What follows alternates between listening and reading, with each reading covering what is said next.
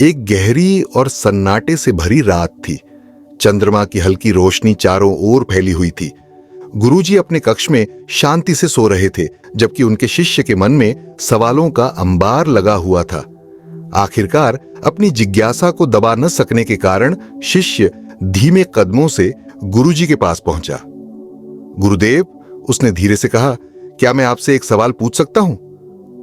गुरुजी ने आंखें खोली और मुस्कुराते हुए बोले, पूछो वत्स। शिष्य ने संकोच के साथ कहा, गुरुदेव, मैं देखता हूं कि आप हमेशा शांत और प्रसन्न रहते हैं। आपके चेहरे पर एक अजीब सा संतोष झलकता है। क्या आपको कभी चिंता नहीं होती? क्या आप कभी दुखी नहीं होते? मैं जानना चाहता हूं कि आप इतने चिंता मुक्त कैसे रहते हैं। गुरुजी ने ध्यानपूर्वक शिष्य की ओर देखा और बोले, तुम्हारे सवाल का जवाब मैं तुम्हें दूंगा, लेकिन तुम्हें मेरी बात ध्यान से सुननी होगी, और जो मैं कहूंगा उसे हर रात सोने से पहले 5 मिनट के लिए करना होगा। शिष्य ने उत्सुकता से पूछा, गुरुदेव, लेकिन सोने से पहले ही क्यों और केवल 5 मिनट तक ही क्यों?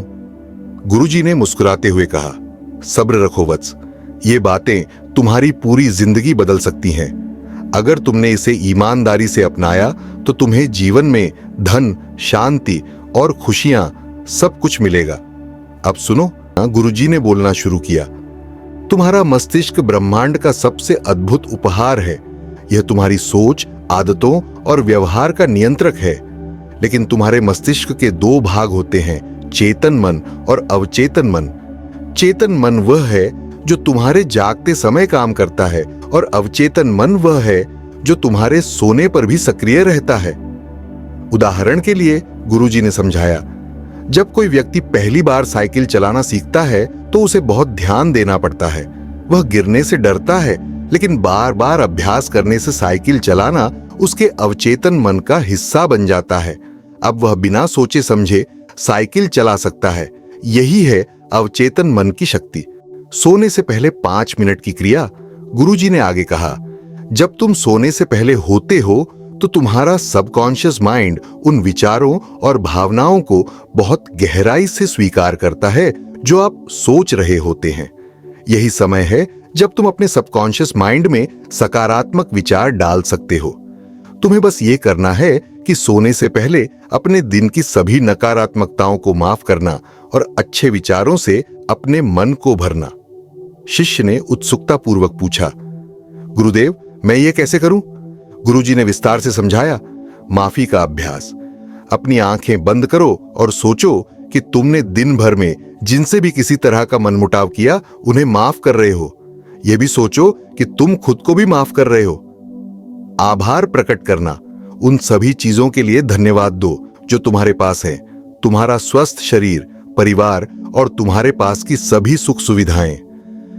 सकारात्मक पुष्टि, खुद से कहो, मैं अच्छा हूं, मैं सक्षम हूं, मेरे पास हर समस्या का समाधान है। भविष्य की कल्पना, उस लक्ष्य की कल्पना करो जिसे तुम प्राप्त करना चाहते हो, मानो कि वह पहले से ही तुम्हारे पास है। मन की प्रोग्रामिंग। गुरुजी ने गहरी बात कही, हमारा अवचेतन मन एक बगीचे की तरह है।